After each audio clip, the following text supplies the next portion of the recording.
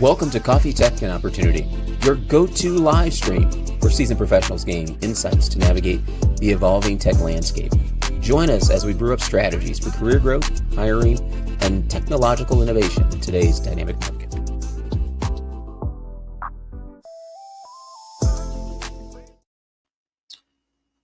Good afternoon and welcome to Coffee, Tech, and Opportunity. I'm your host, Will McNeil, CEO of Black Tech Jobs.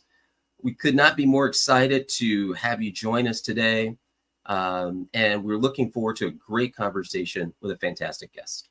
And without further ado, I'd like to tell you a little bit about who we have joining us and then and bring that person onto the stage. Today, our guest is an exceptional leader in the intersection of technology, innovation, and public service.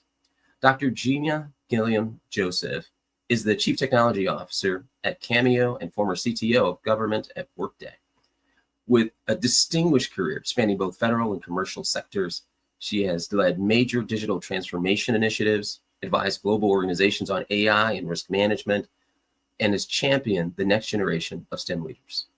She holds a PhD in systems engineering, is a published author, and is widely recognized for her expertise in AI governance, inclusive team building, and responsible innovation.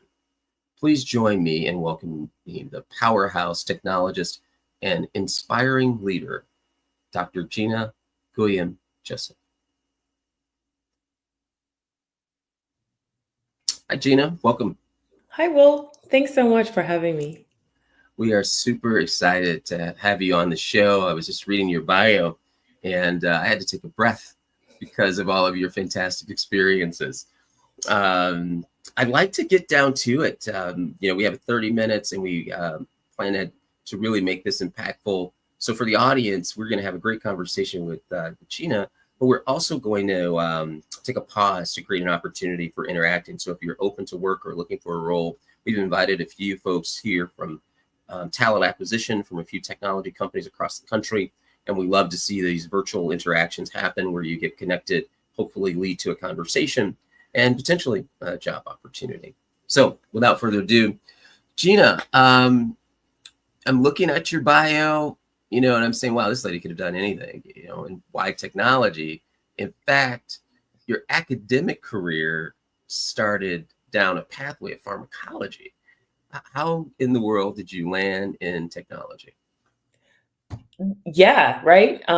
Pivoting. Life is about the pivoting. It's not a straight line. It's not a straight road. There are bombs in the middle of it, and pharmacy was kind of like the bomb.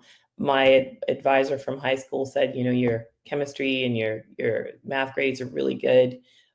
You should think about going into pharmacy. I loved physics as well. So I started my career doing a 6-year pharmacy program. I completed 3. I also did an internship at Boston Medical Center in Massachusetts and a trauma hospital. And there, I realized that I internalized people's pain and suffering. This was during the AIDS epidemic in the late 90s, early 90s. So I consulted with my advisor and I said, oof, I don't know if pharmacy is for me. And she recommended I take a pause and think through my options, which I did. I then spent 3 years selling Mercedes-Benz and Porsche at a car dealership, trying to figure out what I was going to do next and where I was going to go next. That was such an amazing experience because it allowed me to understand the psychology of people, how they make decisions, how they decide on a car like a Porsche and a Mercedes, which are not needs. Those are just wants. Those are wish lists. Those are dreams. After you've hit some of the goals that they've hit, they came in and bought these vehicles. And so I learned a lot, great skills, communication, all things that help me now. Realized then that, I needed to redirect and really think about what I wanted to do next. Then the AI, then the .com boom was occurring. And I decided, let me go back to school and study computer science. And so I applied to Boston College, got accepted into their program, and began my journey in technology. So again, an experience of, yeah, you might know where you want to go, but life shows you a different path. Wow, going from selling Mercedes-Benz and Porsches to CTO at super big companies, that is quite a transition. I love the idea of just like pivots, because everyone is going to make a pivot at some point in their career. Very few people get to have kind of a triangular line that takes them along a plane that just goes straight up over time, and that shifting in different directions. And equally important, the accumulation of new skills that you acquire, not knowing how valuable they will be in your professional future. I want to shift gears a bit, and let's talk about leadership. So, as chief technology officer, you're the most senior technology person in the company. You're making lots of decisions about technology and people. And I would argue that one of the most important decisions that a leader can make is a hiring decision. Can you talk about what character traits you look for in the people that you hire? And it's kind of two-part: in the people that you hire and the people you promote. And if there's a difference, please share. Absolutely. I think hiring is everything. It's critical. Bringing the right people within the organization, within the team, can make or break projects, the culture. And so I look for future colleagues who are insatiably curious, who ask great questions, not just the right questions, but the great questions at the right time. They're resilient, they're adaptable. They Because we know tech is changing. It's changing so fast. I talked about the dot-com boom. We talked about the internet age. Now we're in this AI era, this AI age where what we saw yesterday in AI has drastically changed. We're going into new directions. And so they're able to change, and they're able to take some of those changes and the failures and the setbacks, because we know that they're inevitable, and pivot. And so adaptability, and they can, adapt with grace. Also, humility with confidence. I call it the confident learner. So they're looking to learn. They know they don't know everything, but they're open to having those conversations, reaching out to their colleagues, going into a book, checking on LinkedIn. What are the podcasts like yourself, like this podcast here, learning from others, people who lead. They're actively listening. Also, is part of it. You're learning, but you're actively listening for the spoken and the unspoken cues of your team members within the organization. Mm. Also, I ask myself, have I modeled trust?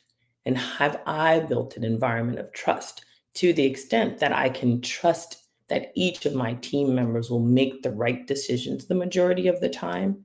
And more specifically, they'll make the right decisions when their backs are against the wall. And so I think those are all the key things that I look for when I am in the process of hiring. I love that. That when the backs are against the wall, that's when the crust of who people really are shows up.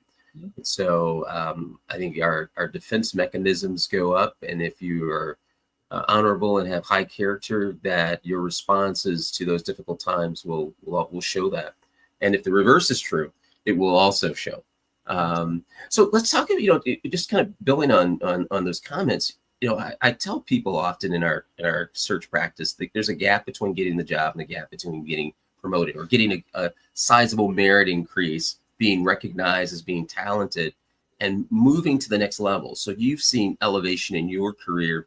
What advice would you give to people on how you differentiate yourself, how you can add more value so that you're perceived to be someone who isn't just good at what they're doing today, but could potentially be great at something else within the organization tomorrow? I think for me, it's about scale and influence. So if a high performer, they hit their goals. They always do. But a leader elevates others and inspires others to reach their goals and potentials collaboratively as a team, because we don't get to successful project completion by ourselves. we come together, marching together in alignment as a team. So the person who gets promoted is usually thinking beyond their immediate role. They're thinking collectively about the team. How do their skill sets help to solve, not just to solve the problem, but they're anticipating the problem. They're identifying some of the risks that might be into play that's going to stop us from hitting our goals. They're also mentoring others. They're improving processes. They see a challenge, they see a roadblock, they bring it to the attention of myself and the team, and they put in mechanisms to help solve them. They're also creating clarity and ambiguity. Technology is ambiguous, especially today. We don't know what we don't know. There's so many unknown unknowns, but they're also doing that research to understand, where is it that they can bring clarity into the problem. And so promotions happen when someone, coupled with great performance, makes themselves indispensable at that broader level of teamwork and working together with the team for that greater goal of getting to a successful project that supports the enterprise. Yeah, that's good. Good. I like it. So shifting gears a little bit, very few people get far on their own. Can you talk about your mentors and how they influenced your career? Yeah, I have mentors.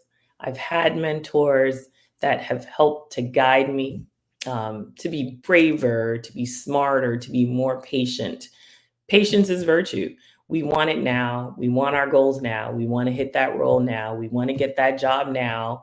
And so, having someone who's in your corner, speaking in your ear from their experience, what you should and shouldn't do, or not, giving you guidance. So one of my earlier mentors was a systems engineer who taught me to see technology as a living ecosystem when I was trying to determine my PhD topic. And so the concept stayed with me throughout my career. And so just like ecosystems in nature, technology environments are interconnected. They're adaptive. They require balance to be successful and to thrive. And so when one part evolves, say a new AI model, for example, a shift in user behavior, a regulatory compliance update, it impacts the entire system.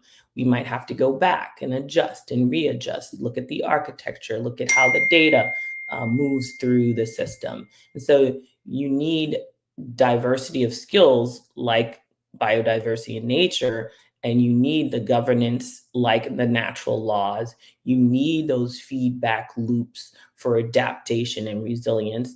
And, you're seeing through that, and seeing technology through that lens for me helped me to lead with vision and with the systems thinking mindset, continuously learning. Another was my PhD advisor. Again, difficult topic, difficult work. I was embarking in AI in 2012, 14, 15, and 16. He was a brilliant, deeply human person. He taught me how to challenge ideas and not people. Yeah, Wow. you see that? And so it's the idea, it's not the person, that also is part of that building the trust within the team. And then there's a former colleague who's now retired who told me, be unapologetic about getting to your vision, but be flexible in your path.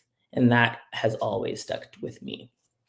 So mentorship isn't a one all be all, you have one person and they take, no, it's multimodal, it's nodes, it's has each different lessons you can learn from the different people. They aren't forever. They are for a period of time along your journey as you lean on the experiences of those who've been there before you, and those who can also speak of your name in rooms that you might not have access to at the present. Yeah, that's I completely agree with that.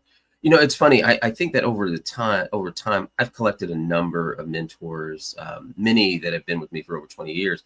But some of them that I picked up recently, maybe over the last 10 years, they are confused about our relationship. They think that I'm their mentor. but I often have to remind them that they're teaching me things too. Are you under the same opinion that if mentoring's going well, at some point there's a relationship shift where it's give and take, not just take as a mentee? It's bi-directional. Mm. All of my mentor relationships, whether I was the mentee or the mentor, I've learned.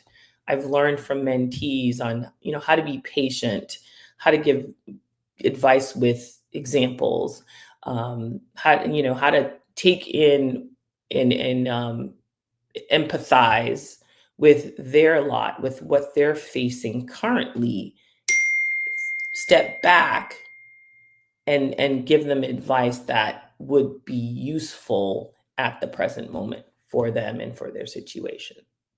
Good, good, good, good. I like it. I like it. Um, Shifting gears a little bit, a new topic. We're living right now in one of the toughest job markets in a generation for white collar workers. Some people call it the white collar recession, with lots of layoffs that have happened, especially in our field in technology and adjacent fields around technology. And those aren't expected to stop with the advancements in AI. Having said all of that, both underemployment and long-term unemployment are said to be at all-time highs.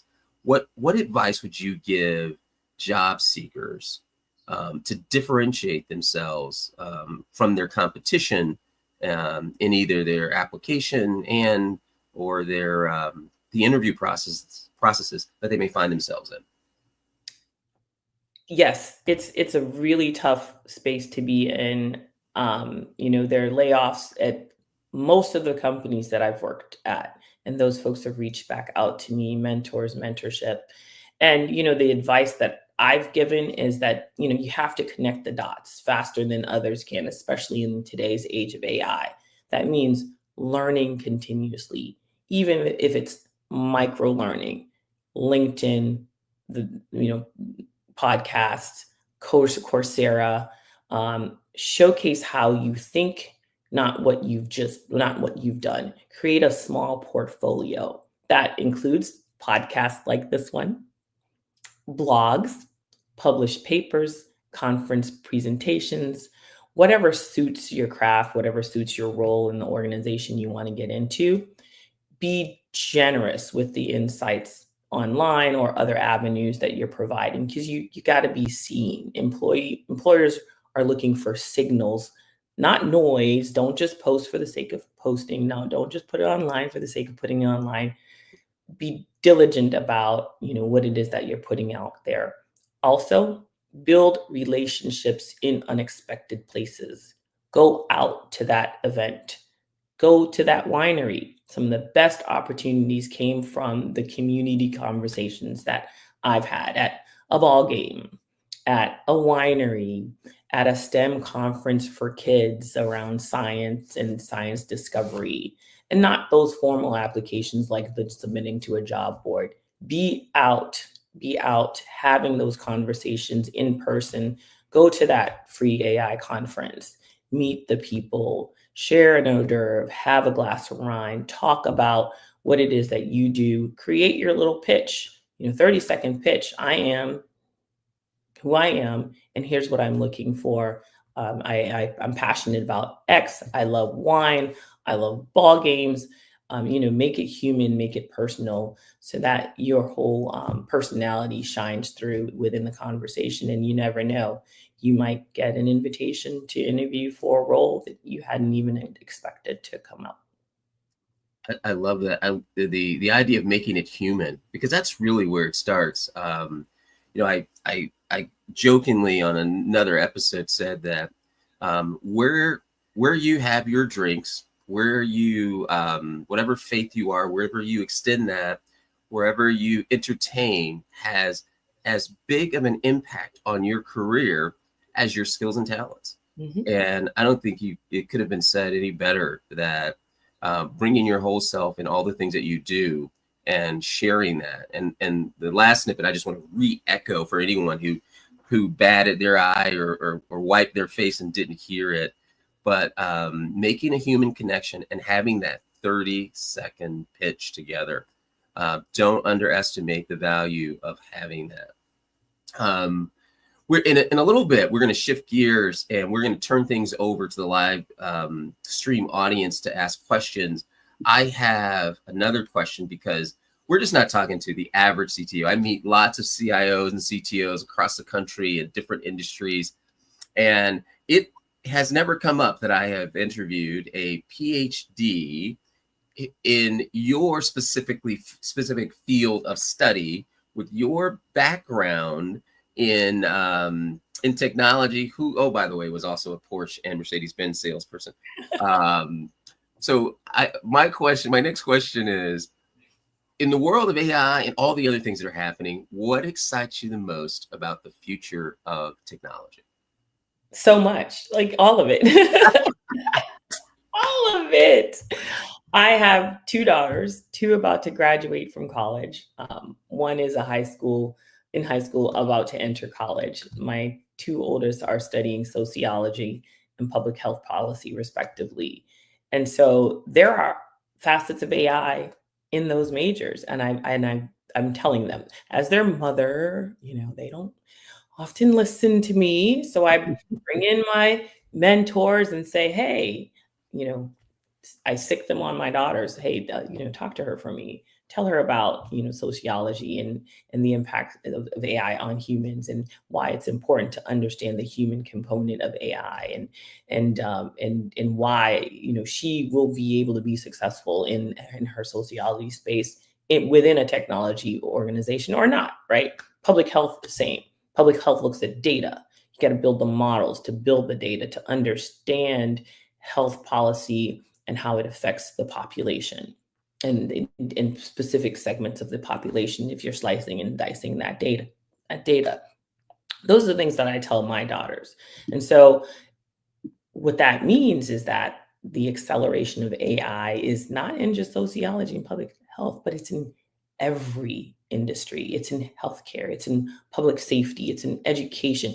It's quite stunning and quite mind-blowing. And so as a result, we're seeing more human AI collaboration, not just automation. And I'm especially excited about ethical AI and explainability. And so I'm reading a book, Artificial Integrity, The Path to Learning AI Toward a Human-Centered Future by Hamilton Mann, published in Wiley. So good. And so the premise of the book by Hamilton is that AI architecture should be built around integrity to ensure decisions are not only logical, but they're ethical, they're accountable, and they're socially responsible to protect people, because we're building models that not only work, but can explain themselves. We can look back and look at the audit trail and see what they've done and how they've done in the context of the data, in the context of the environment, in the context of the ecosystem of the organization that we're working in.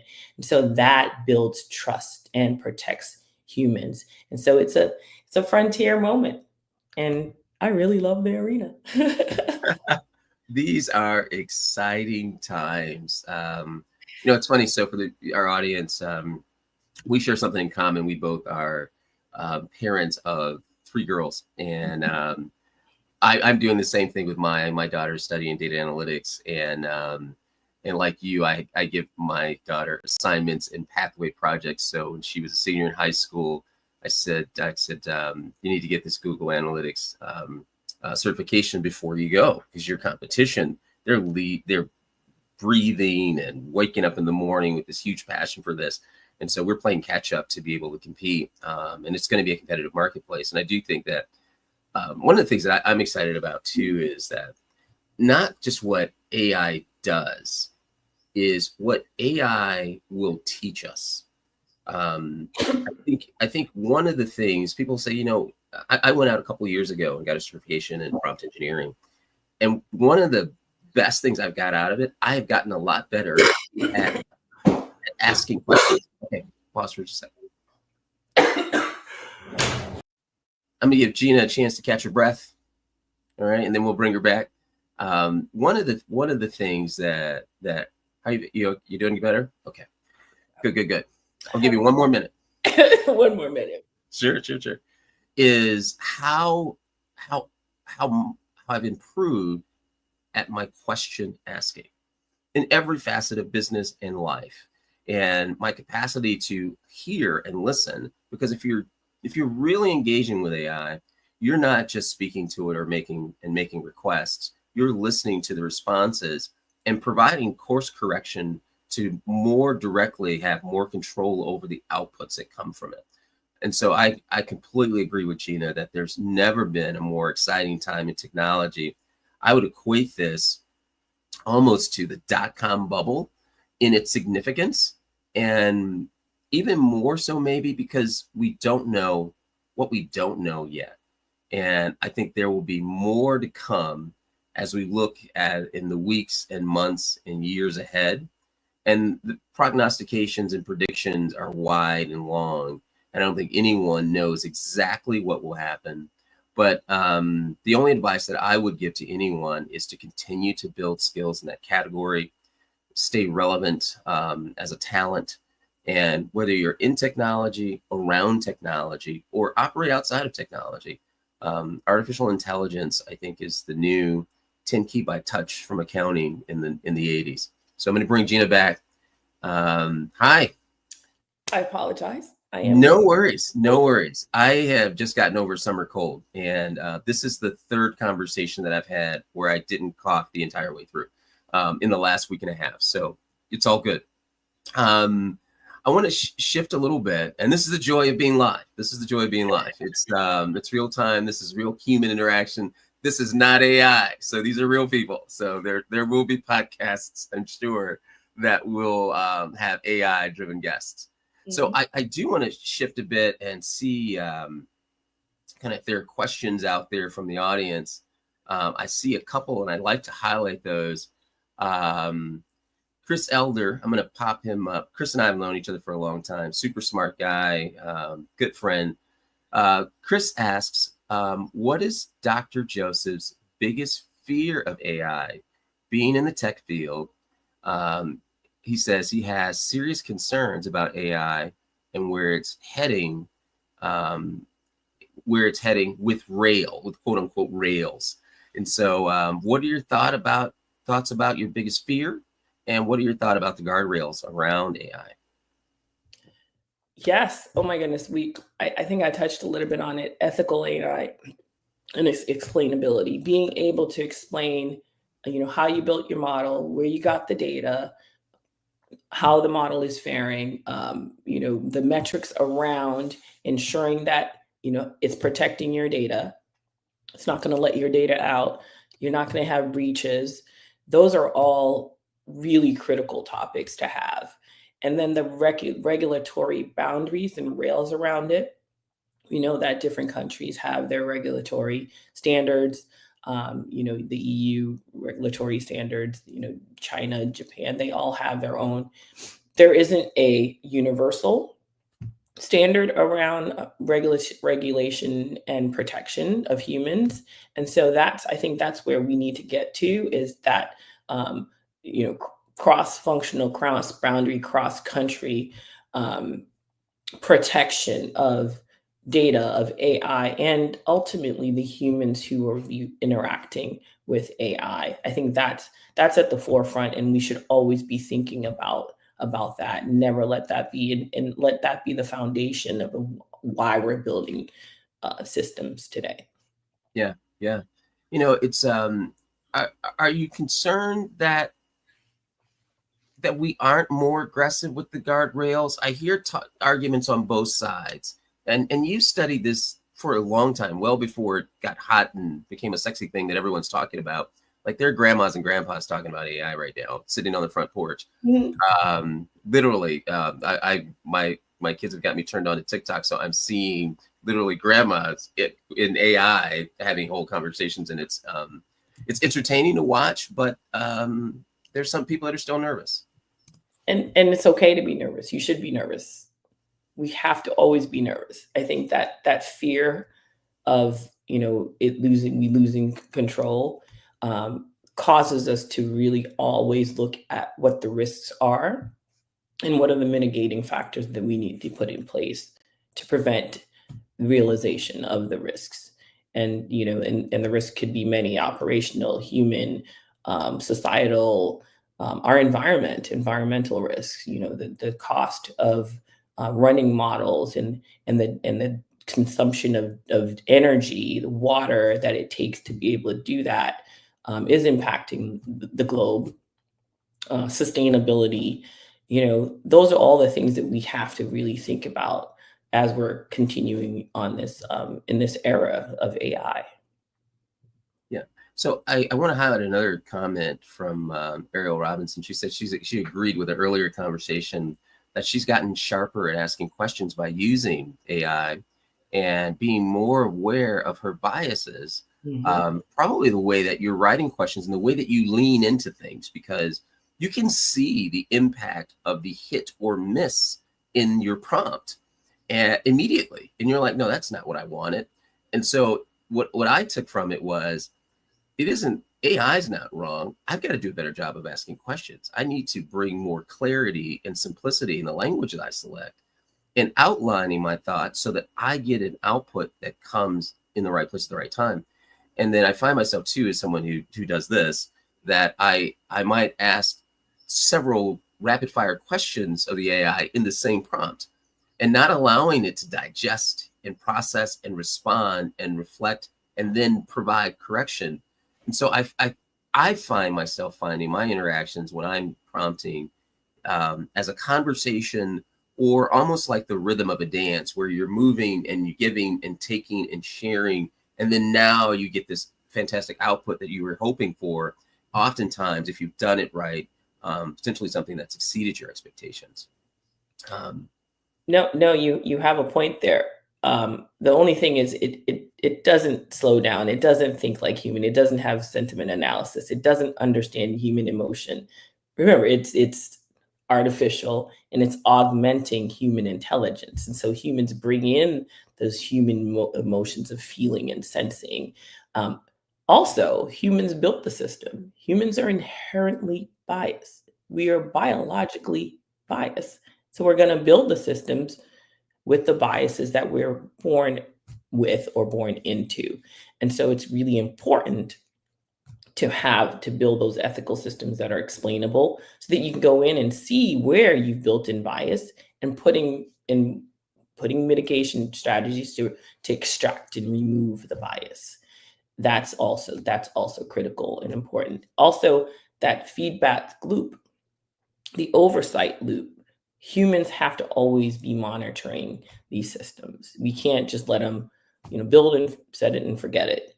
You've always got to have that feedback loop, monitoring the systems, ensuring that the data is cleansed, ensuring that it's not eating itself, and feeding back its own understanding of mhm, the question, or the topic, right? So all of those are all. I mean, it's so complex, mhm. but so beautiful at the same time, that your grandma can use it. They can use Chat GPT.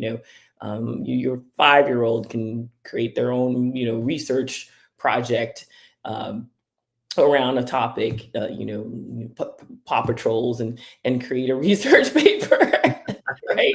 Um, it really is. It really is a defining moment in human technological history that we're in today, because I mean, we don't know, again, what we don't know. It's moving so fast, and so we have to constantly be risk averse, almost like afraid of what it can do and how it can impact us in a negative way, that we're building in these guardrails as we move. We're putting in the guardrails as we're building the tracks for the train to move on. Yeah, yeah, that's life, and that sounds like startup life. um, we're getting close on time. We've actually run over a little bit, but I did have one last question I like to ask. I think this one's helpful because there are many folks who either are people leaders or aspiring people leaders. And as we alluded to earlier, one of the most important decisions a leader makes is making a hiring decision. So my bonus question for you today is, what's your favorite interview question, the one that you ask candidates, and why is it your favorite? Because I've done this, what's the most important thing that you've changed your mind about? It's oftentimes they take a moment, and that's what you have to do during an interview. You take a moment and you reflect and you think about how you're going to answer the question. That's all part of the interview process because you want to see, how they react under pressure because that's a pressure question. It also reveals the intellectual humility and the growth mindset of my, potential colleague. It tells me that if they're evolving, if they're open to data and kind feedback, it also shows me if they're reflecting on their own thinking and consistently growing or expanding their thinking. It also helps me to see that would they be an integral part of an organization and can help me grow together and we can build an environment of continuous learning together because they would be conducive to being able to fit into that environment, and that's the type of environment that I try to build with trust. I absolutely endorse this question, love this question, and will be using it in the future. So I'm good. It's on public notice. I like that it pulls out this assessment of humility and continued learning and coachability. And so often, especially the more senior you get, you work really hard to learn the things that you've learned, and you get these foundational approaches to solving problems that over time, because the world is changing, that as leaders, we should also be evolving. And what a great way to expose someone's evolution or lack of evolution. Love all parts of it. So I'm going to ask as we wrap up. This has been a fantastic conversation. If you're joining us late, please watch the replay because there have been some awesome gems dropped today. But I'm wondering if Dr. Gina could tell us what she's working on, any pet projects, what's happening with you. You are now in a new-ish role in an AI company, doing exciting things. I don't want to lead the question, but obviously I'm doing it. Please talk about something that you're working on or pet projects or something you're passionate about right now. Absolutely. So I'm doing market research to develop a technology framework designed to foster AI innovation, entrepreneurship within organizations. So it brings the tool into the hands of all employees to identify ways to make their work more efficient, more effective, faster, better. That supports the enterprise, the organization, and their team. It's a cloud native platform is what I'm thinking that integrates data, it integrates collaboration, development, and governance tools. Governance, remember, governance, bias, all that good stuff in there to empower internal innovators at scale within the organization. And so, we're looking at different use cases that we can leverage the product on. Invest in training, learning about some of the struggles folks are having in harnessing the power of AI for their greater good within their organization. So it's been really fun journey so far, and look out for hopefully eventual release. Awesome. We will keep our eyes out for it and stay tuned with us, stay connected. It has been an absolute pleasure speaking with you today. As we close our show, I want to thank all the folks who watched today. At Coffee Tech and Opportunity, we do our best to bring you best of breed speakers who are true thought leaders and tacticians and folks who execute technology. So I look forward to nurturing our relationship over time. And I'm going to ask that you hold in the green room as I close the show out today. Thank you so very much. Again, thanks everyone for joining us for Coffee Tech and Opportunity. Our show has now come to an end. It has been a stone cold blast, in the words of Soul Train icon. But I really want to thank you all for joining us. This has been a great conversation, good questions. And again, if you joined us late, please watch the replay because there were some really good gems, and we hope that these conversations will help. And if you are right now open to work, please chat open to work. If you're watching this, live or later, because we've invited some talent acquisition folks to join us so that you might be able to connect in the chats. And we're also asking that if you join us and watch this broadcast late and you are a talent acquisition professional, please scroll through the chats. And if you find someone who has skills and talents that match, because we are on LinkedIn, YouTube, and X, please connect, and hopefully something good will come of it. Without further ado, I will say goodbye and wish all of you a fantastic rest of your day.